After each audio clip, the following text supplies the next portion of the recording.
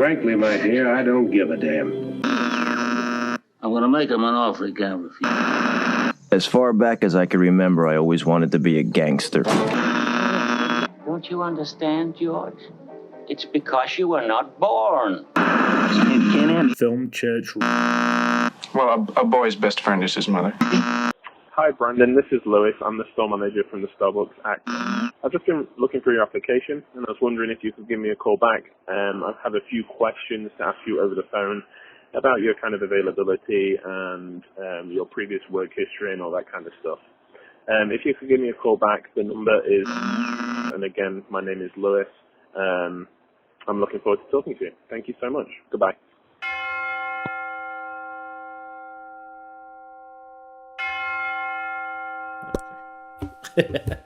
Okay, I am recording. Sweet. Welcome to the podcast. Yeah. We're going to have already done an intro, but this just is a peek behind the curtain that this was recorded earlier. Yes.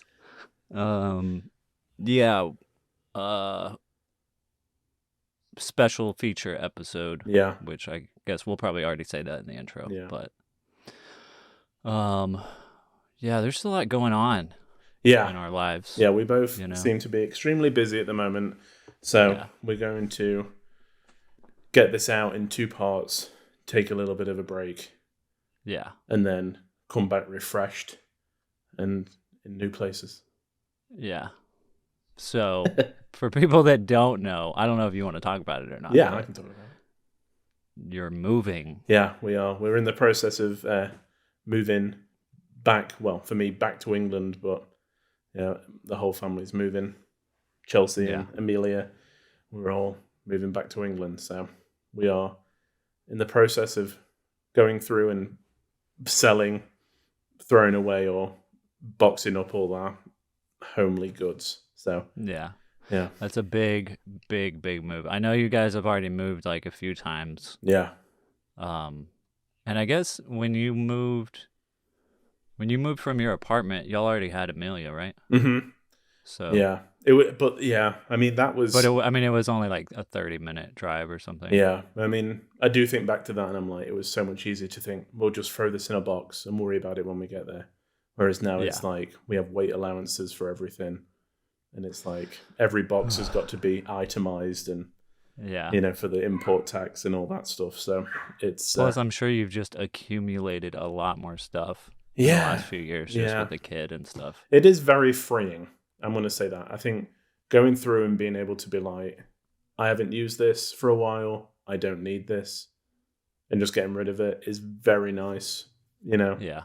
I do feel sorry for Chelsea because I'm a physical media collector, so there's a lot of boxes that are just films. Yeah. My dad flew out to like come and just help with a few things for a week, and took back 3 suitcases full of my films. Wow. Which was a massive check help. baggage. Yes. Yeah. Yeah. We just piled them up, weighed them, and it was like 49.8 pounds, and the max is 50. And we're like, we did it. Get them gone. So that is crazy. Yeah. Yeah. So, you recently did a catalog of all of your collection, right? So you know how many titles you have, right? Yeah, I do. Yeah, but that I wish I had done that when I got to England, because I've gone through and kind of sorted out and like sold quite a bit, and like if I've got duplicates, or it's mostly just the boutique labels like Criterion that I'm keeping for the most part, unless it's like a really nice steelbook or something. Yeah. But yeah, it was at like 1,400. Wow. Yeah. Individual films. Some of those are like obviously in big box sets.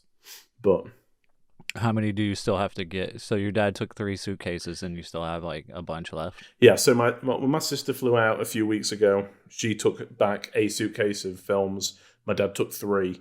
And then I'm probably, because my wife's a flight attendant, so I can get discounted flights. So in the time before we move, I'm probably going to fly to England for a day and then like fly back the next day and take like with empty cases coming back. And I'm going to take another 3 suitcases full of films. And then that should be pretty much it, apart from 1 or 2 left. So, nice. Yeah. That's so much stuff. Yeah. So much. And I feel sorry for Chelsea because it's like she doesn't have like a collection of anything. Yeah. You know, it's kind of all the things that she has are like, these are my childhood yearbooks and these are photos of Amelia. And I'm like, Yeah. I've just got 1,400 films that I'm trying to get across. Well, she probably knew that, you know, going in to the marriage, I Yeah. would assume. Yeah, I think she knew. But She knew who she was marrying. yeah, exactly. I should hope so. I haven't ever really asked you much about your journey to America and like what that has been like, because you've been here for like 10 years now, right? Yeah, pretty much. And met your wife here, like have had this whole journey. Like, what is it? How do you feel right now? Like, Yeah, it's a weird one. I think it's something, you know, I feel excited to be closer to my family. I feel excited for Amelia to be surrounded by more people and more family, you know. yeah, I'm very sad that like it didn't reach the potential that I thought we were gonna, like the life we were gonna live here, if that Yeah. makes sense. You know, I look back on when I first moved out and I was like, man, I was just like I just wasn't jaded at all. yeah, But, Mhm. you know, anyone that listens to the podcast knows what the political situation has been like for the last 10 Yeah. years, pretty much. So it's, you know, it wears on you.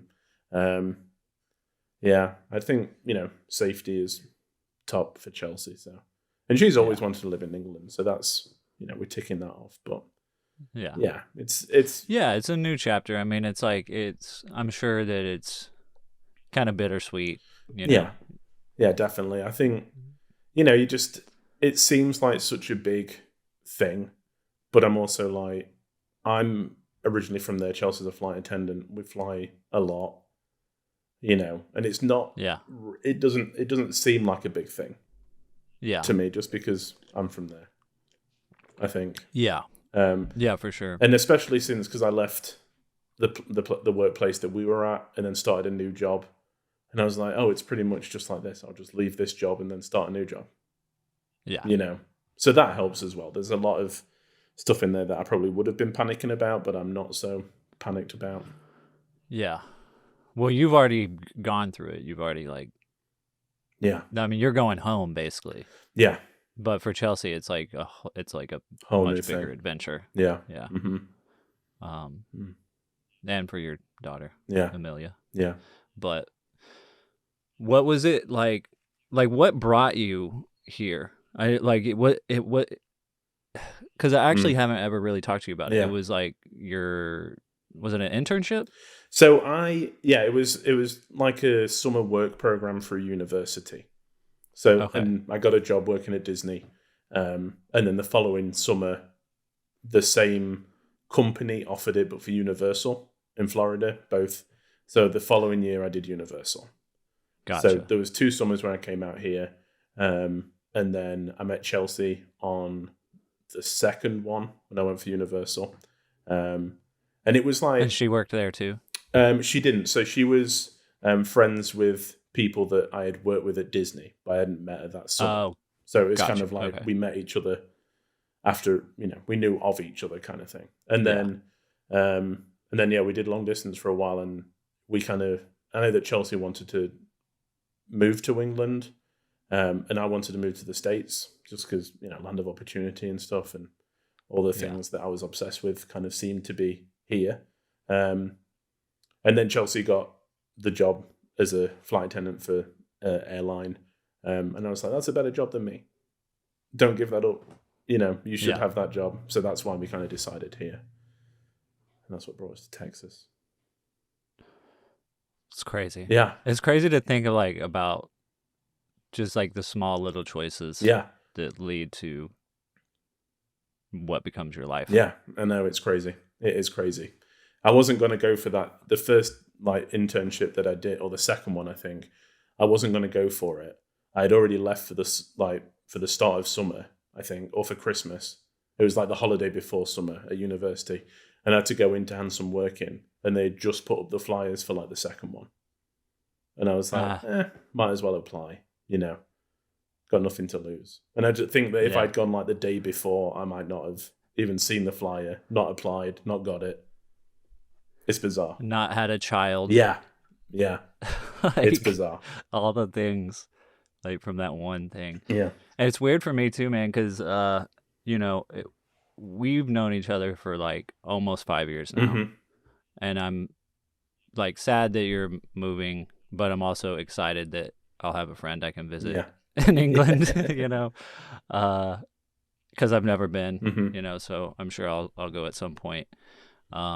Also sad that I couldn't come see you in person I know. Yeah. before you left, but I mean, for people who have been listening to the show for a while, might know that I moved like a year ago in the middle of us starting the podcast to Houston, which is 4 hours from Dallas, which is where you and I both were before, and it's just been tough to like try and Yeah. make that trip, and my car's not great, and Yeah. just trying to get off work, and It was just, and all that yeah, stuff. everything was against us. It was like every time we set a date, something would crop up and I'd be like, oh, we might need to have to rethink this.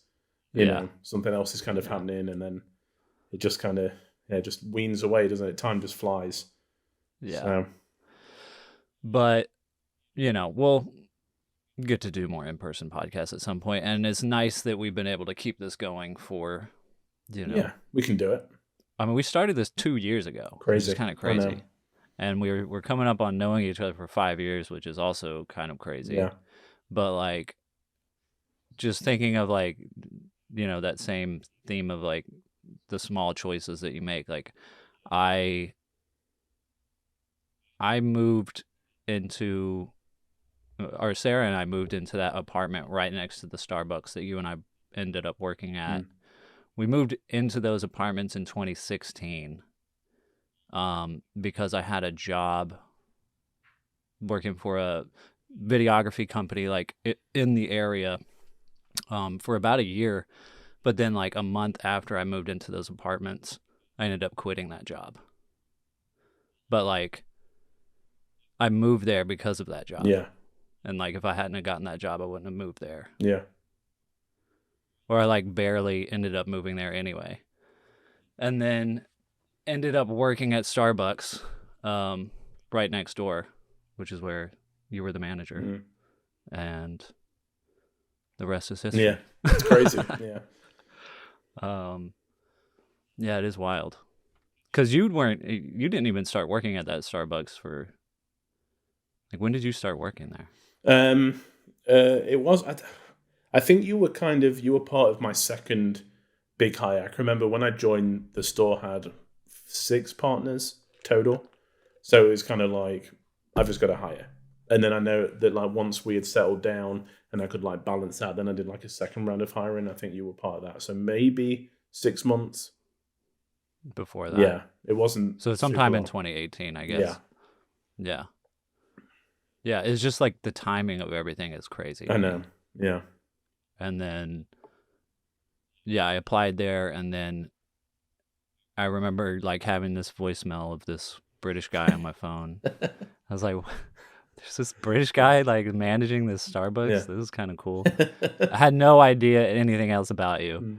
And then I called you back, and you were like, the first thing you asked me, you were like, so Brandon, how into film are you? Because I see here that you used to work at, a Yeah. movie theater. Yeah. Like, how into film are you? And I was like, it's my life, bro. Yeah. It was important. I needed to know. Yeah. Yeah. And you're like, you're hired. Yeah. No, but I mean, you didn't hire me right away, obviously, but like, we basically talked on the phone for like 20 minutes just about like movies and favorite directors and, Yeah. what we were into. And then I came in for an interview maybe like a week later, and then you hired me. And Yeah. that was a big moment for me just to get hired there in the first place. But also like, I mean, I was like really struggling at the time to find a good job. Yeah. I had just left Studio Movie Grill, which it was a love-hate thing working there. Like I really enjoyed it, but it physically and mentally took a lot Yeah. out of me, and it just wasn't getting me anywhere. And then Starbucks opened opportunities for like school and film school, which ended up, I ended up getting to volunteer at Sundance. And we've talked about this stuff on the show before, but also just the fact that I had a super cool manager that was into film, and every time we worked together, it was just like, let's talk about movies. Yeah. It was the And best. it was like, Yeah. it was kind of almost like creepy in a way. Mm-hmm. You know what I Yeah. mean? Because you and I were like such on the same wavelength Yeah. as far as like what we were into and how like film was our life, Yeah. like our passion. And we were like, we had like just met, but I it was know. like we were just like, Here we go. boom, we're Yeah. best friends. Yeah. I remember the amount of times you would come in, and because how the store was situated, where like it was so small. So where you would come in to like, hang up your coat, put on your apron, I would be sitting pretty much just like right next to that. And the amount of times you'd come in and be like, have you seen the so-and-so trailer? Have you seen this? And then we'd just talk for like 15, 20 minutes Yeah. before your shift started. Yeah. But even like it was funny because we worked a lot with Dylan at the time, Yeah. and there was like a few times where we would freak him out with like because we would say the exact same thing Yeah. when he would ask us stuff. Because like one time he came in, he was like, "Have you seen the movie Jumper?" And I was like, "The movie with Hayden Christensen, aka Anakin Skywalker," and he's like, "I guess, yeah." And then he like walked off, and he went and asked you the same thing, and you said the exact same thing without knowing that I had said that. Oh, man. I know It was wavelengths. so funny, Yeah. and that was just like a month into us working together. Yeah. It was just like, Crazy. it was weird. Yeah. But then eventually we started this podcast, of course. Even I guess we didn't even start the podcast until we had already stopped working together at Starbucks. Yeah. Because you had left or you had went to a new store, Mhm. and I was still at that store. But yeah, man, it's been great. It's been the Like, boss. obviously, Yeah. yeah, it's been amazing. I wish I could like give you a proper hug Yeah. and farewell, Yeah. party or something, but this isn't the end. No. So, No, definitely not. Yeah. but yeah, I mean, let's talk about our top 10 favorite movies Yeah. of all time. Yeah. This is something that I think, well, obviously it's very hard to pick your top 10 because it's like, okay, are you going to pick like the movies that mean the most to you personally, or are you going to pick the movies that you think are the greatest movies of all time? Yeah.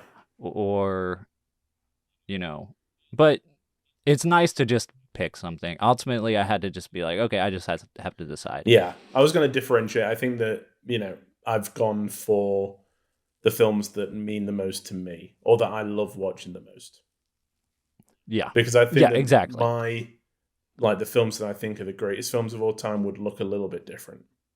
Exactly. Yeah, that's what I think too, because ultimately my number one movie, I can put it on at any moment Yeah. and just be so into watching it. Yeah. Exactly. Yeah.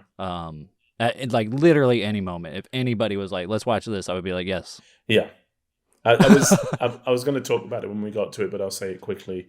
I was talking to Zach recently, friend of the show, and I said that with all the stress from like the move and like doing everything, I just find myself going back to certain scenes of my number one movie. Like when I've had like Yeah. 10, 15 minutes, I'll be like, I'll just watch this scene. Yeah. It's just so comforting. Yeah. So, but we'll get to that on the next episode. We will get to that. I think when we get to our number one, we should try to guess. Yeah.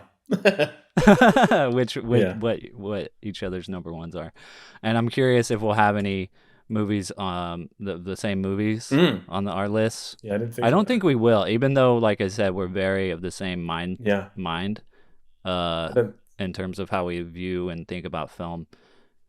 Yeah, I don't think Our movie choices are always different. Yeah. I think Like so, you- yeah. Yeah. We're drawn Yeah. to different things in cinema. Yeah. Yeah, exactly. Yeah. So yeah, let's get into it. Yeah, let's do it. In at number 10. You want to go first? Yeah, I can go first. I mean, so my number 10, I didn't put too much thought into it at first. I just wrote down a list, and I've got some maybes that we can kind of mention when we've finished, some of the ones that almost made the list. Yeah, I have like 10 other ones that almost. Yeah. And then I kind of rearranged my top 10 into what, small margins. But the best thing about number 10 is it encapsulates for me the moment I fell in love with cinema. So my number 10 is Psycho from 1960.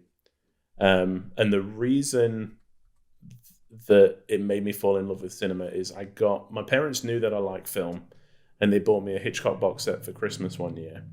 And I watched Psycho because I knew of the image of the shower scene. I knew of, the Janet Leigh scream. Like, I've seen that so many times. Knew nothing else about the film itself.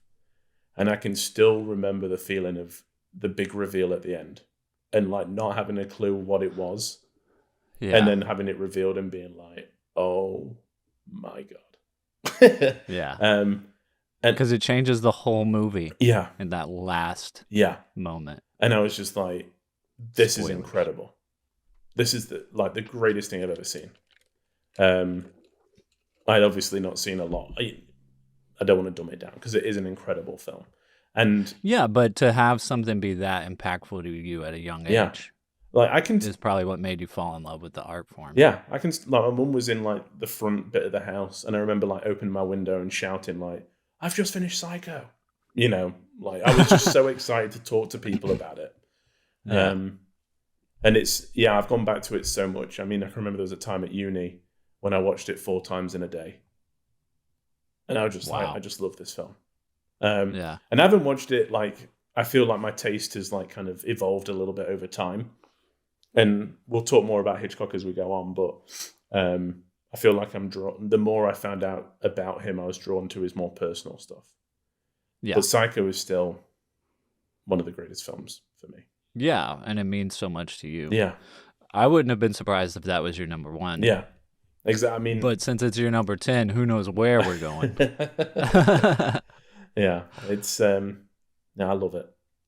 I love it. And go ahead. And I was going to say, I mean, we're going to try and do this, not all the time, but I think when a good amount of time has passed, we're going to try and do it again on the show, just to see how things work.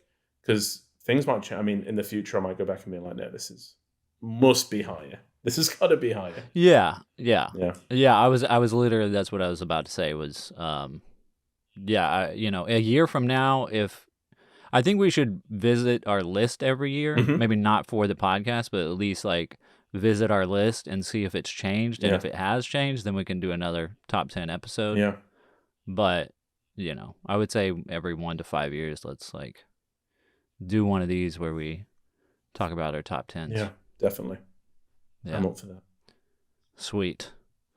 All right. Well, number 10 for me only made it into the list within the last 5 years. Yeah. Because of my boy here. It is Multiple Maniacs. Oh, yeah. The John Waters movie. It's such a great movie. I love when amateur filmmaking transcends what is amateur filmmaking. Mm-hmm. When it transcends what you consider amateur filmmaking and becomes cinema. Yeah. You know what I mean? I do. Because this movie, although it is very amateur, it is incredible. Yeah. Like it's so expressive. And I think I don't know how much I want to say right now about why I love this movie so much, because I might reveal a lot about myself. Yeah. But who cares? I'll do it anyway. There is a scene. The reason I picked this film is there is a scene in this movie that is one of the greatest, if not the greatest thing I've ever seen on film. And it's the part where Divine like goes into the church. Yeah. And then it's like there's like she's reading scripture from the Bible. It's like a voiceover of scripture. Yeah. Cutting in between. I don't want to reveal too much. Yeah. If you haven't seen the movie, but if you are a Christian or highly offended by anything sacrilegious, do not watch this movie. Yeah. I think all you need to know is John Waters is infamous for pushing it as far as humanly possible. Yeah. As far as he could possibly. I mean, at the end of Pink Flamingos, somebody eats like dog crap off the floor. Yeah. Which isn't as far as like I feel like it. Like, the best scene in any of his movies is in Multiple Maniacs, and it's this scene, and that's why I love it so much. Because I am a fan of like very sacrilegious stuff. Yeah. Like to me, it's like the funniest thing to like watch or see, or like to me it's also art. It's very expressive. I have it now. I own Multiple Maniacs now on Criterion. I think it might just be the regular Blu-ray. I don't know if it's the 4K or not. Yeah.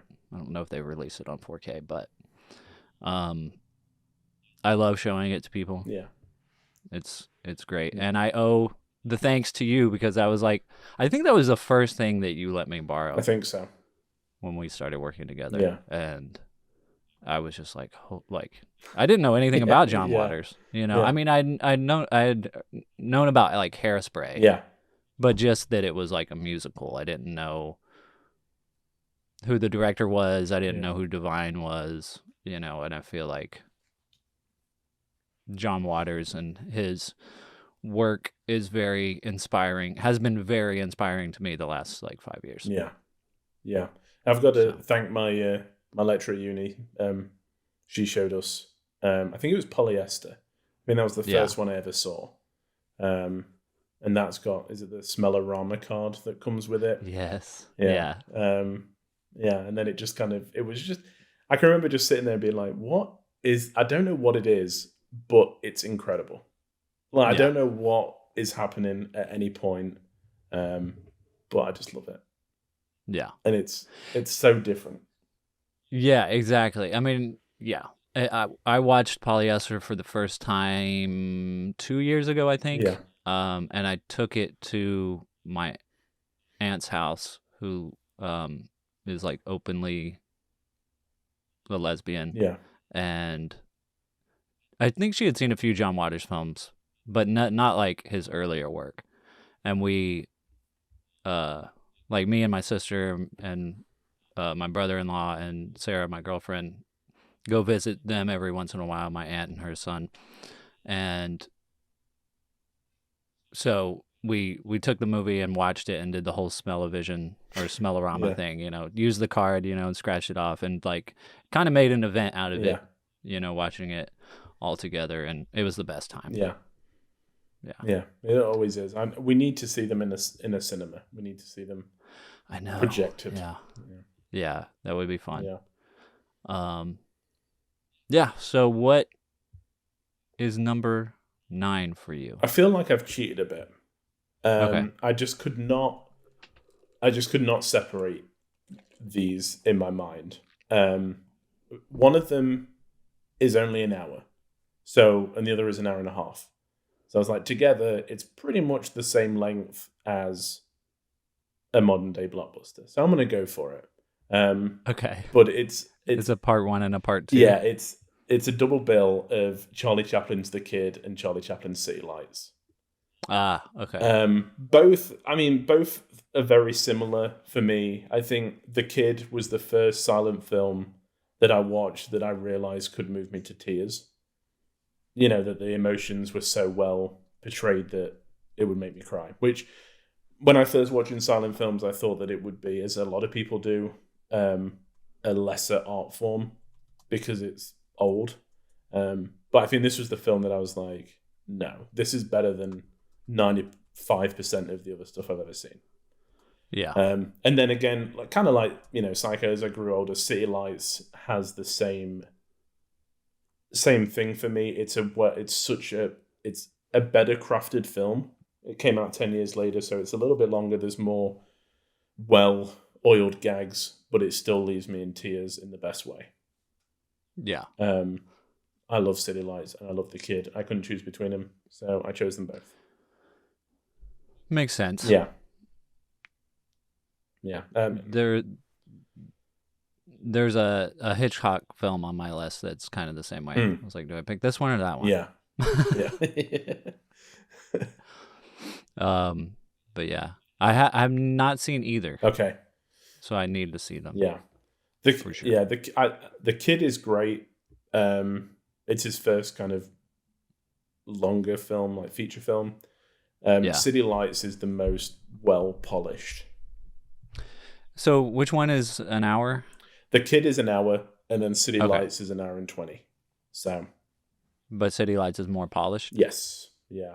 I think there's in City Lights there's a famous story where Chaplin is trying to come up. There's a blind girl in it that's like the center of his attention, and he's trying to work out how, if she can't see, she can mistake him for like a well-off man because he's obviously paying the tramp.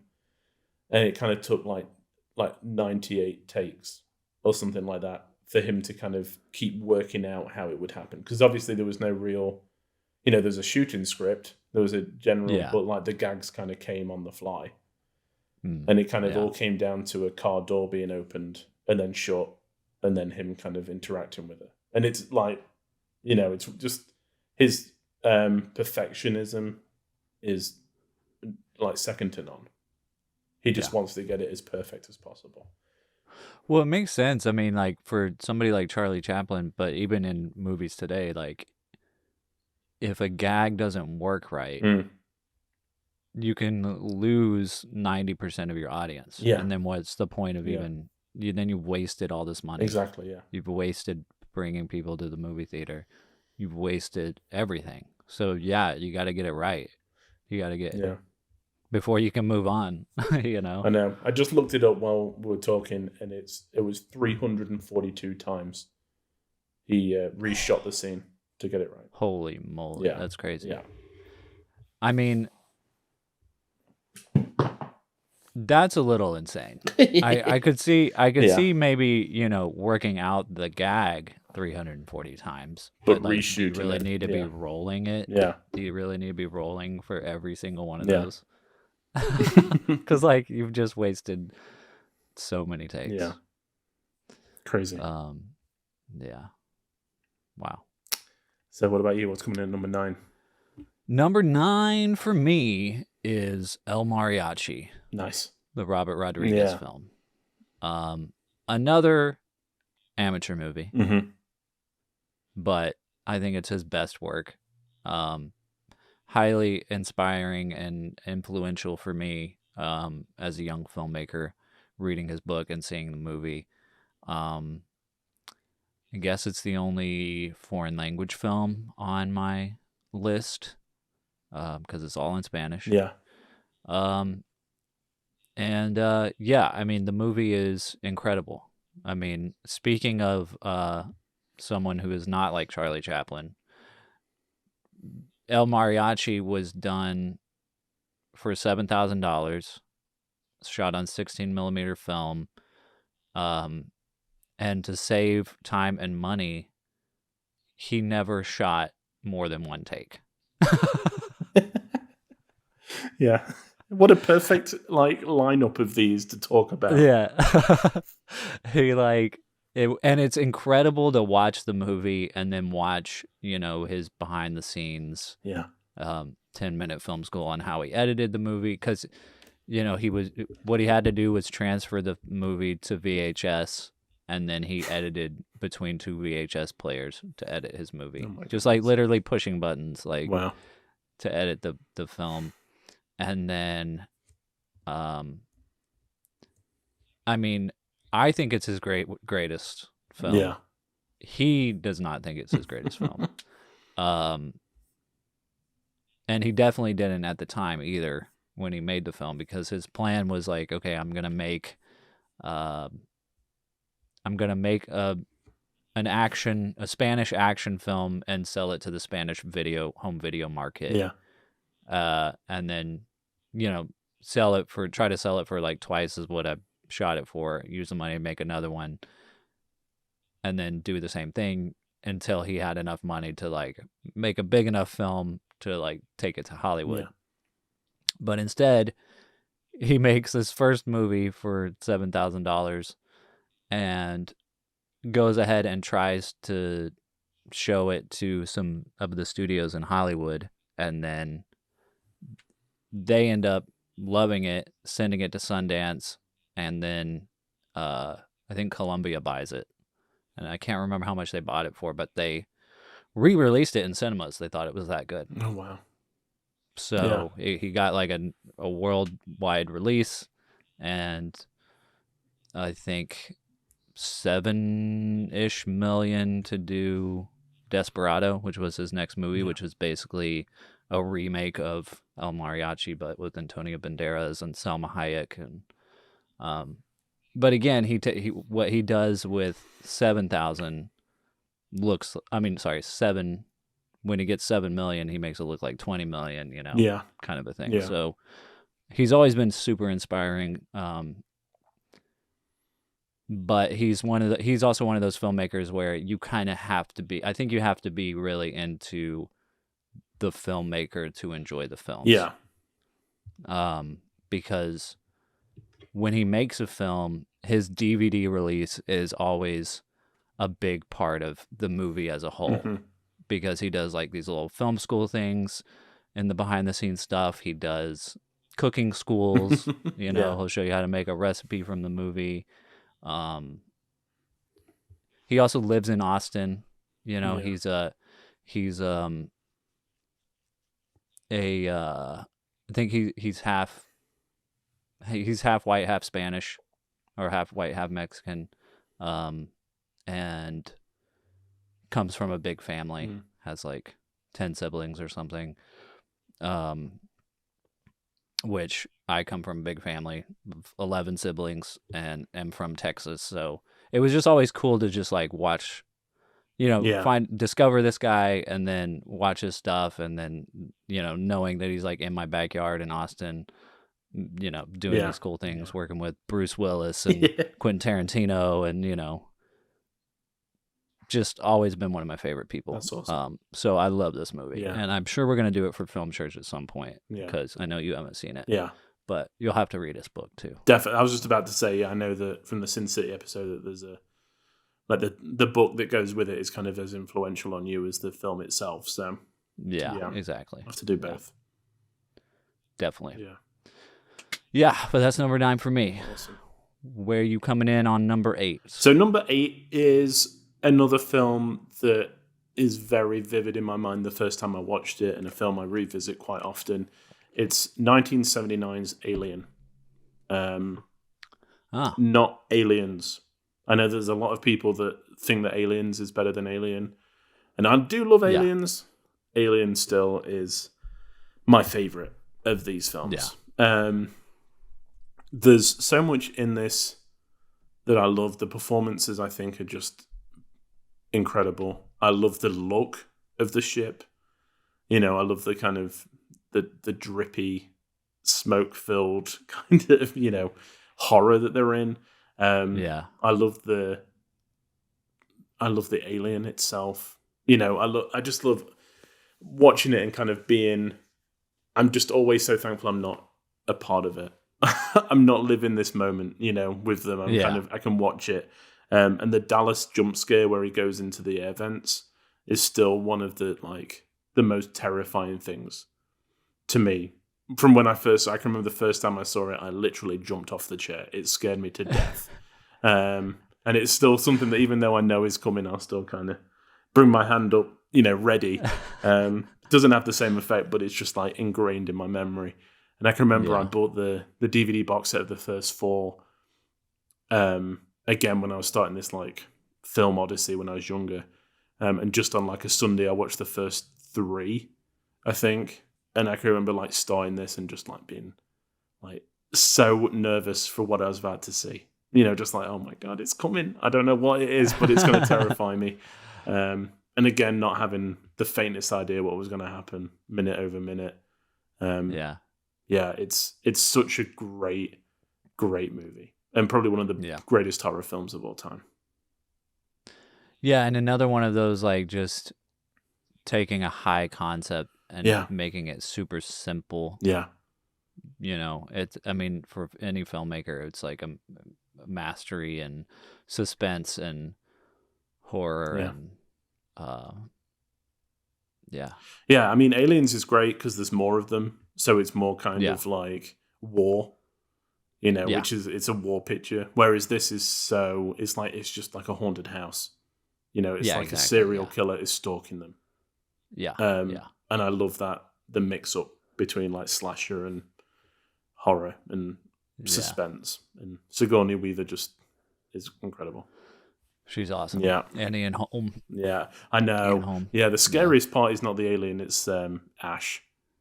Yeah, spewing his white water everywhere. Yeah. I'll have to revisit that one soon. I mean, I've watched them all recently within the last 3 or 4 years, but Ian Holm has got to have some of the scariest scenes in cinema, including this, and then when he goes to grab the ring from Frodo. And his face turns. As a kid, I was like, nope, don't like that. Yeah. He's one of the greatest. Yeah, he is. And so that's my number 8, Alien. I mean, it's great. Sweet. Yeah. It's a good movie. Yeah. 8 for me is Alfred Hitchcock. But can you guess which Alfred Hitchcock film? I know that you really love Strangers on a Train. And I know that's your favorite Hitchcock, so I'm going to go for that. It was between that but I ended up picking Rope. Wow, okay. Yeah. Just because, Strangers on a Train is obviously incredible. Yeah.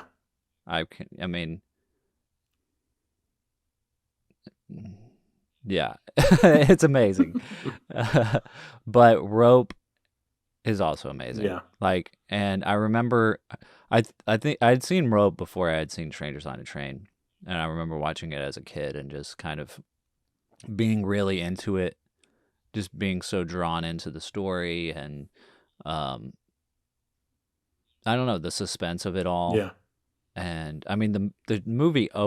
First of all, the entire movie is basically one shot, but they couldn't really do one shot back then because cameras could only shoot for 11 minutes at a time. So they had to, when there was a cut, they had to kind of hide the cut somehow, where they basically the camera pulls, pushes in on someone's back and then pulls back out. Yeah.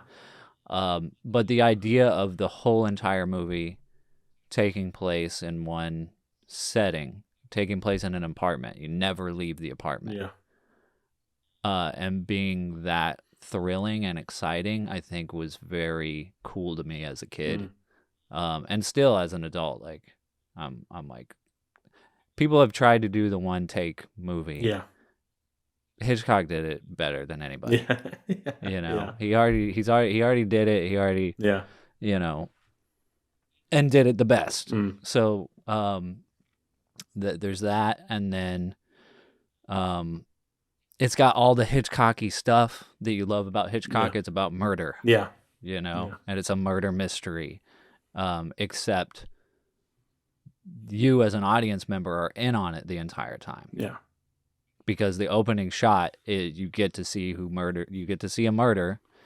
And I'm not really spoiling anything if you haven't seen the movie, because literally the opening shot is these two guys kill another man with a rope, put him in a trunk, and then use the trunk as a dinner table and have a dinner party. Yeah. And that's the movie. Mm-hmm. But it is so suspenseful the whole time because the two actors that are, or the two characters that are that murdered the guy, are toying with everyone at the party. Yeah. And one of them is freaking out and the other one is having fun. Yeah. And then their professor is Jimmy Stewart, and this is the first time that Jimmy Stewart works with Hitchcock, and his performance is absolutely incredible. Yeah, it is. It is amazing. It's literally what the movie is. Like like I said, the movie is just these people talking in a room in an apartment. But the filmmaking is incredible, the dialogue is incredible, and the acting is so good that you're just on the edge of your seat the entire time. And I don't think anybody else could have done it except Hitchcock and Jimmy Stewart. Yeah.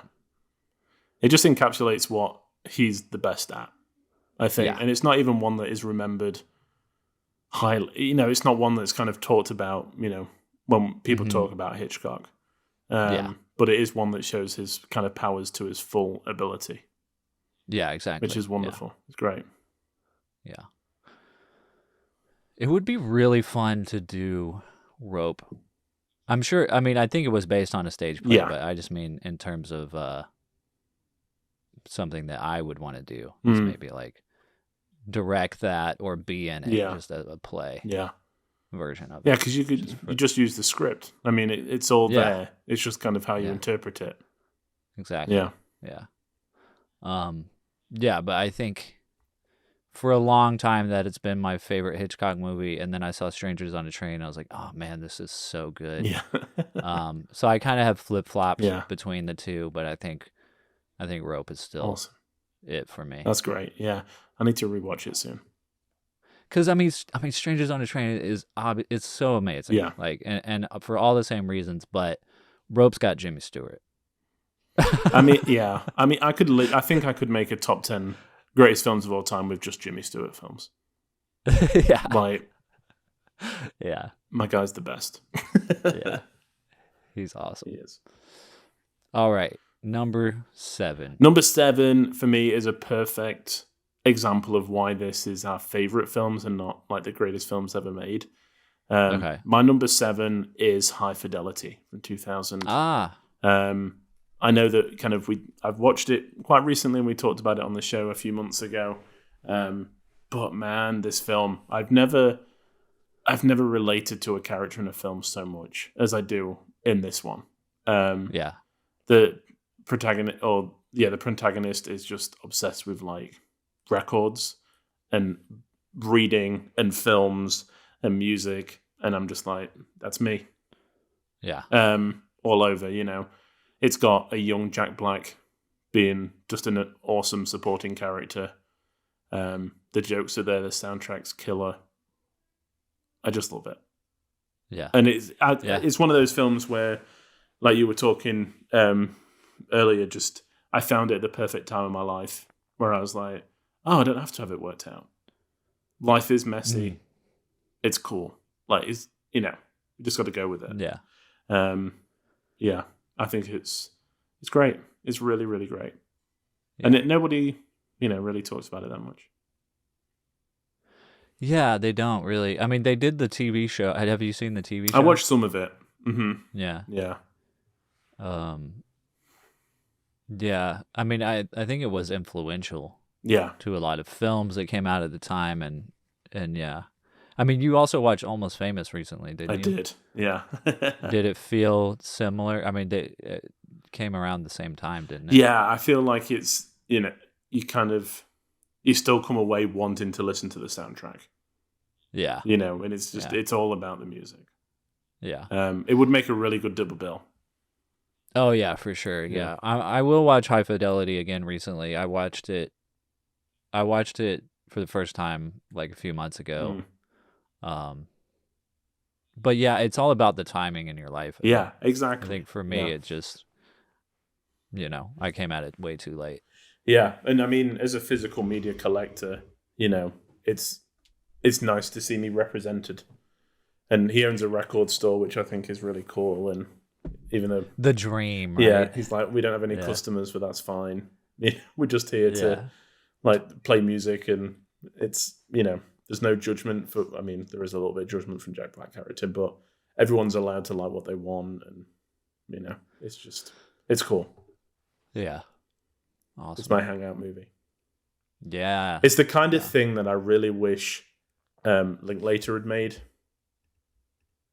Yeah. You know, I think that if he had got his hands onto it, I know that, you know, there's connections there with like School of Rock and stuff, but I think that if Linklater would have got it at this time, it would have been like, we would be talking about it a lot more.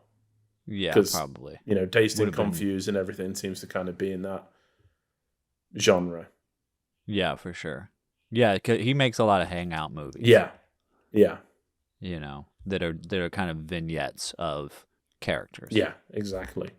Through a somewhat linear story. Yeah. You know, but there's not a ton of structure. No. I mean, there is, but not traditional structure. Yeah. I mean, that would have been incredible. Now I'm really sad that didn't happen. But maybe in the future he'll do it. Yeah. Well, there's still a lot of Linklater films you probably haven't seen, so there might be one in there that like ticks that box. Yeah, exactly. You haven't seen Slacker, right? I haven't seen Slacker. I do own it. I haven't watched it yet. Yeah.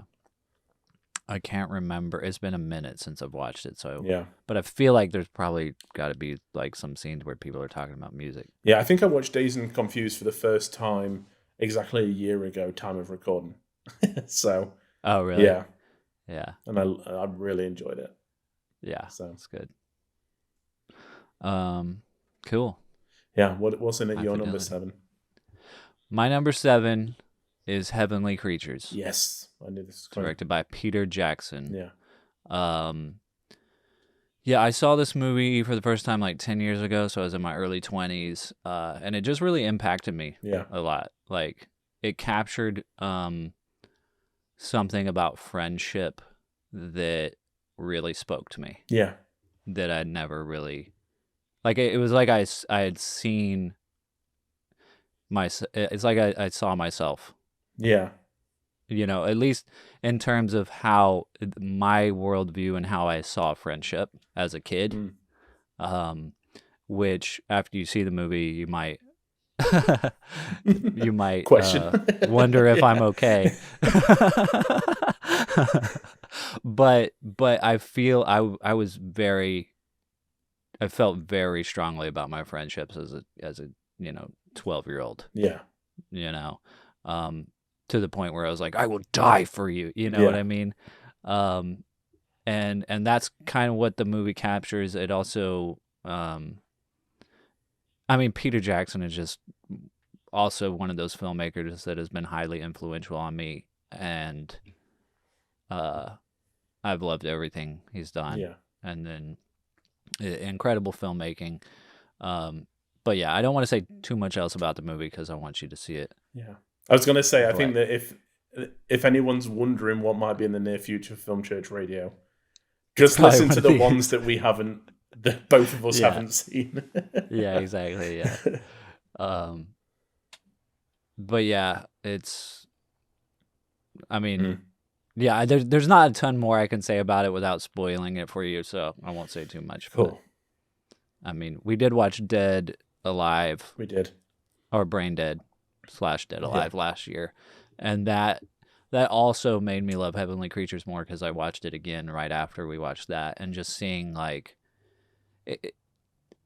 it's crazy that it's like the same, like that you can see it's the same filmmaker, even though they're very different movies tonally and subject matter and everything. Yeah. But his style is there. Yeah. Yeah. Plus there's nothing better than like, to me, there's nothing better than like really good filmmaking in the 90s before there was like heavy CGI and before there was like digital cameras. Yeah. That's part of everything. That's part of the thing about Alien. Like, it works because it's a real thing. You know, if it was CGI'd, it would look absolutely terrible. And it'd be doing things that would just be ridiculous. You know, it's like the shark in Jaws. You know, part of the reason why it's so scary is because we don't see it, and that was because it kept breaking down. Yeah, I prefer to see things. Yeah, that are real. Yeah, exactly. Yeah, it's okay to see a little. Yeah, but make it real. Yeah, exactly. Another Film Church Radio motto.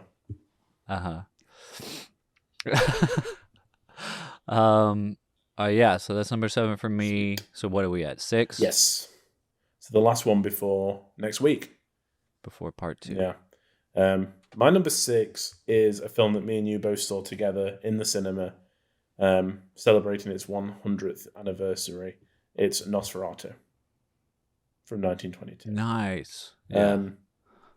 I can remember buying this on Blu-ray and not putting it in. Actually, it wasn't Blu-ray. I had a terrible, just public domain DVD copy of it before I upgraded. And I can remember having it for like a year and a half and not daring putting it in the player because I had seen images from it and I was like, this looks terrifying. I don't know if I'm ready for this. And then I think it was like one Halloween. I was like, come on, just do it. Like, we're going to watch it. And I go back to it pretty regularly now. It is terrifying. And it's one of those films where you're just like, how did they get this guy? Yeah. That plays Nosferatu? Like, where did he come from? Like, whoever decided to cast him is a genius. It's creepy as hell. It's a little bit crazy. And it's a great film. Yeah. Height of silent cinema. Yeah. Super entertaining. Yeah. Super different. Yeah. I just love the stories behind it, how because it's an unofficial version of Dracula, all the copies were like ordered to be destroyed. So we almost never saw it. If it wasn't for like one or two people that were just like, I'm gonna hold on to this. Yeah. We wouldn't have it. And it's insane. That is insane. Yeah. So every time I watch it, I'm just thankful to the film gods that we have it and it's here. Yeah. So, yeah. Nosferatu. But we can actually watch it. Exactly. Yeah. There's a lot of silent movies like that because Metropolis, it took forever for them to like find all the pieces. And get it restored. Put it back together. Yeah. And it's crazy to me that that wasn't more popular at the time because it's amazing. No, I mean, it just not just Hollywood, but film in general didn't appreciate what it had made. It was always looking for the next thing. So it was just stored poorly, and there's been warehouse fires where lots of prints have been destroyed, and that is kind of crazy as an art form. And it's still like that today, but as an art form, film is something that you can't quite see the value in it. Yeah. Right away. Yeah, I mean especially with the silent stuff, it all it was kind of film distributed, sound came in, so they pulled it all and stored, and sound was huge, and then by the 40s and 50s, they're like, who's going to want to watch these old films?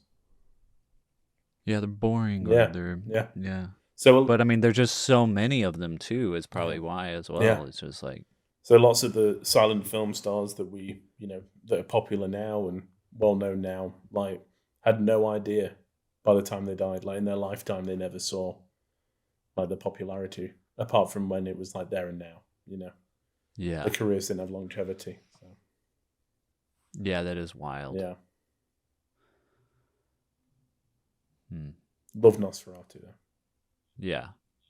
I need to rewatch it because I only watched it the one time that you and I went and saw it at Alamo. I should revisit it. I think I'm going to be revisiting all of this in the next couple of weeks. Yeah, same. Well, number 6 for me is Clerks. Yes. Cool. Kevin Smith. Yeah. Another movie that has influenced me a lot, and Kevin Smith has influenced me a lot. It's kind of funny because there's actually another movie that I thought about putting on my list that most people have probably never heard of because it's not like, it wasn't a theatrical movie. It was an amateur film that I had found as a young 12-ish year old on a website back in 2002 called theforce.net, which I think is still out there. Yeah. But it was like basically a lot of fan films, you know, just like amateur like Star Wars fan films. Yeah. This was pre-YouTube. Yeah. You know, so people would make these Star Wars films and put them up there, or like what else did they have? It was mostly Star Wars, but then there would be like, you know, a random like Indiana Jones thing, Yeah, or like yeah. you know, just like some other popular fan film. But there was a film on there called The Formula. And it's basically a feature. I mean, it's like 50 minutes long. Yeah. Which is, you know, really long for a short film and really short for a Yeah. feature. So, you know, it's like this in between thing. But that movie, I still watch that movie every once in a while. That's awesome. Because I love it. Yeah. Like, and it's about these guys who work in a comic book store. And they decide to try to make a movie. It's a fan film about these guys trying to make a fan film. Yeah. And but it is very much like Clerks in that way, and I think was inspired by Clerks because it's mostly like a lot of these scenes where they're just in the comic book store talking, and there's even like one of the friends looks like Kevin Smith. He's got the beard and the long hair and the backwards hat and stuff. And then eventually when I did find Clerks, it was actually my manager at the first movie theater I worked at who was like, "Oh, you should watch this movie." And he gave me Clerks 1 and 2. And yeah, just Kevin Smith's whole story. And I mean, the film, obviously, Clerks is a great movie. Yeah. But it influenced me a lot in terms of, you know, Kevin Smith getting it made, but also just the fact that like a movie about people working in a convenience store could be so entertaining. I based my first feature-length screenplay on the same idea. Of people, I don't want to give too much away because it's a film that's not been made yet. Yeah. So I'm hoping to still make it, but it's a movie about people in the workplace. Yeah. And so Clerks has been something that I've constantly gone back to Mm-hmm. and been inspired by. And then also recently made the connection that I think I love the movie even more because of this other movie that I saw that was like inspired by it as well. Yeah. Hey, if I'm allowed a double bill, you're allowed a double bill. Yeah. Yeah, it could basically be a double bill. You Yeah. could still find the movie online. I think you have to download it now. You can't like stream it, but you Okay. can go to like theforce.net and then search for The Formula. Yeah. And there's like a little bit longer version that they like, it's called The Formula Enriched. And they like, you know, it's like the extended version that's like they added like 2 minutes. Yeah. And tried to like make the effects a little better. But it actually might be better for you to watch that when we hang out. Okay. Because I think what I might do is because I have downloaded it. I think I might take it and try to fix some of the audio. Because it is one of those things that you when you play it, you kind of have to be turning the volume up and down. Yeah. Yeah. So I might try to fix that Cool. so that we could just like have a movie night Yeah. when we hang out and I could show it to you. Yeah. But it's gonna be funny because it's very amateur, and it's one of those things that obviously I love because I've been watching it for the last 20 years. Yeah. So I'd be interested to see what you think about it. You'd probably be like, that was terrible. Like, I love this. Yeah. But it also has that same kind of Kevin Smith spirit where at the end of the movie the guy kind of like realizes that he just went on a journey and he's like self-reflecting. Yeah. And he's like, the end of the movie is he's like if you're not having fun making movies, why the hell why are you doing doing it? Mm-hmm. You know? Yeah. which I feel like that's what Kevin Smith is all about. Yeah. You know? Hmm. Because he just loves it, man. He does. Yeah, he has a great time. Yeah. Especially now. I think there was probably a period where he got jaded. But now that he's been able to do his own stuff and kind of the way he wants to do it as well is really important. So, yeah, exactly. Yeah. We should do a Kevin Smith retrospective at some point. Oh, yeah, we definitely should. That'd be good. But yeah.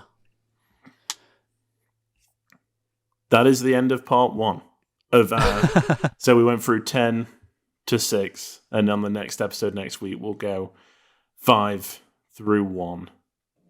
So yeah, come back and see what we've got, and we'll do probably a quick rundown before we start on the next one, and just let you know if you missed or fast forward or can't remember any of them. We can do it. So do you need to pause and do something? Yes, they're coming to get the bed in like 5-6 minutes. So I want to be there to help either move it out or just, because I think it's 2 guys coming, so I just want to be there for Charles. Yeah. Okay. Well, I will end the call and just hit me back up and we can keep going. It shouldn't be too long. Okay. Okay, man. All right, dude. See you in a minute. Okay, bye. Bye.